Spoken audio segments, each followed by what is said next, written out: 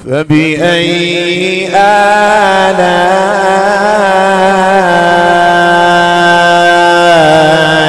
ربكما تكذبان.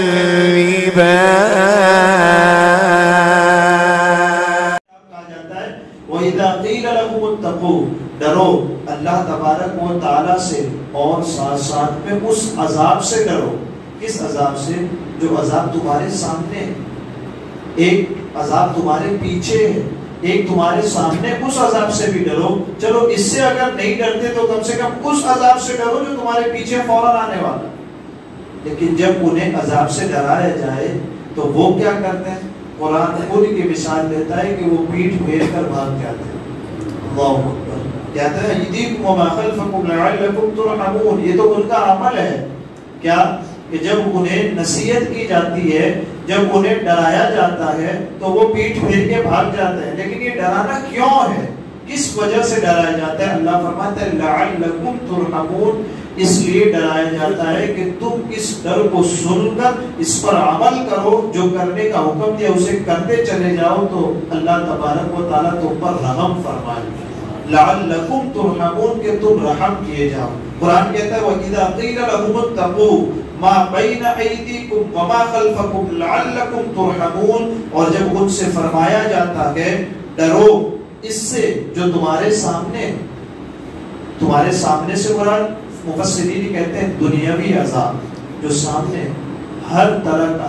مثالیں دی نا لگاتار کہ دنیا میں ان پر اچانک آسمان سے پتھر کی بارش ہوئی، آگ نازل ہو گئی. کا ایسے دنیاوی عذاب بھی تم پر آ سکتے ہیں. یہ نہیں تو پھر بیماریوں والے عذاب آ سکتے ہیں. تمہاری اپنی جانوں میں نقصان ہو سکتا ہے، تمہارے مالوں اور کھیتیوں میں نقصان ہو سکتا ہے. کہ ان عذاب سے ڈرو جو تمہارے سامنے ہے. کہ اس سے اگر ڈر نہیں لگتا تو وما خلفکم، قیامت کا عذاب، اس سے ڈرو. اس سے کس کو چھٹکارا ہے؟ ہر ایک نے اس کو فیس کرنا ہے نا، سامنے جانا ہے قیامت کے عذاب سے. لعلکم ترحمون، شاید کہ تم پر رحم کیا جائے. اللہ تعالیٰ ارشاد فرماتا ہے آگے وما تأتیہم من آیت من آیات ربہم الا کانوا عنہا معرضین. ایک تو وہ دنیا کے عذاب سے نہیں ڈرتے، دوسرا کہ آخرت کے عذاب سے بھی نہیں ڈرتے. حالت ان کی کیا ہے؟ قرآن یہ بیان فرماتا ہے اللہ کی نشانیوں میں سے اگر کوئی نشانی ان کے پاس آتی ہے وما تأتیہم من آیت من آیات ربہم، اللہ تبارک و تعالیٰ کی نشانیوں میں سے کوئی نشانی ان تک پہنچتی ہے، ان کے پاس پہنچتی ہے تو وہ کیا کرتے ہیں؟ اِلَّا كَانُوا عَنْهَا مُعْرِضِينَ. اللہ کی نشانی کو ماننے کے بجائے وہ اپنی پیٹھ پھیر کر اس سے اعراض کرتے ہوئے چلے جاتے ہیں. کفار مکہ کا حال بیان ہو. تو یہ ہمارے لیے بھی درس عبرت ہے خاص طور پر کہ کفار مکہ کے حوالے سے ان کی ایک صفت قرآن نے بیان فرمائی. کیا؟ کہ جب ان کو ڈرایا جاتا ہے دنیا کے عذاب سے، آخرت کے عذاب سے، تو وہ اپنی پیٹھ پھیر کے بھاگ جاتے ہیں.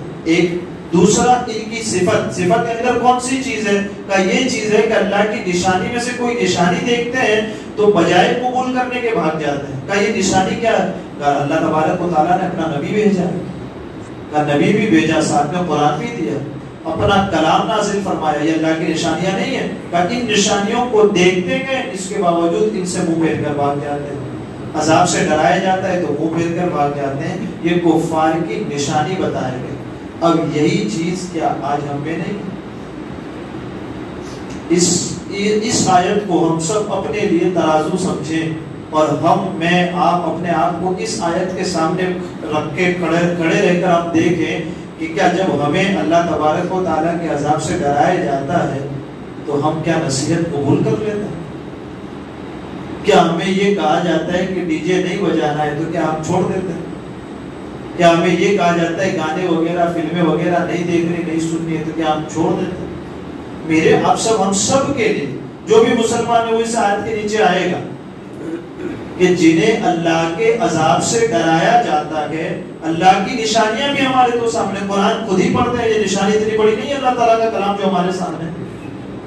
کہ ہماری نشانی میں سے کوئی نشانی ان کے پاس پہنچتی ہے، بجائے قبول کرنے کے وہ پیٹھ پھیر کے بھاگ جاتے ہیں، نصیحت قبول کرنے کے وہ چلے جاتے ہیں. کہ یہ چیز کیا ہم میں نہیں آج؟ کہ ہمیں اگر کہا جائے کہ ایک ہی مثال اسی کے لے لیجیے کہ کل تک لاک ڈاؤن تھا 3 بجے کا، تو وہ بھی آدمی عصر کی نماز پڑھتا تھا، ظہر کی پڑھتا تھا، کرفیو تھا تو 5 وقت پڑھتا تھا. آج 6 بجے تک کھل گیا تو فجر گئی، ظہر گئی، عصر بھی گئی، کہا مغرب میں ملتا ہے تو آ گیا.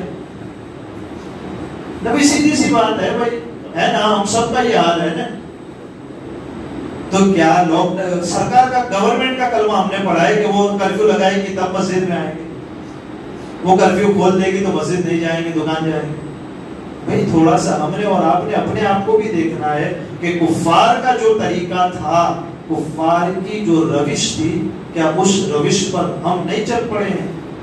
ان کے طریقے کو ہم نے نہیں اپنا لیا.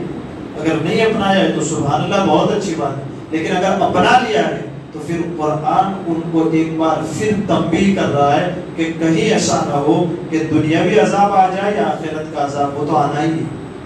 اس لیے ہم نے آپ نے اس آیت پر بھی خاص طور پر غور کرنا ہے کہ جب اللہ تبارک و تعالیٰ کی نشانیوں میں سے کوئی نشانی ہمارے سامنے بیان ہو، نصیحت وغیرہ کچھ بیان کیا جائے، اللہ تعالیٰ کے عذاب سے ڈرایا جائے، تو پھر ہم نے کفاروں والا طریقہ نہیں اختیار کرنا. بنا مجھے آپ کو کہنے سننے سے زیادہ علم و عمل کی توفیق عطا فرمائے، کہنے سننے میں عمل سمجھ میں خطا ہوئی ہو، اللہ عز و جل اپنے حبیب کے صدقے اسے معاف فرمائے. قرآن مقدس کو سیکھنے، سمجھنے، اس پر عمل کرنے، دوسروں تک پہنچانے کی اللہ عز و جل اپنے حبیب کے صدقے توفیق عطا فرمائے. وصلی اللہ تعالی علی خیر خلقہ محمد وعلی آلہ وصحبہ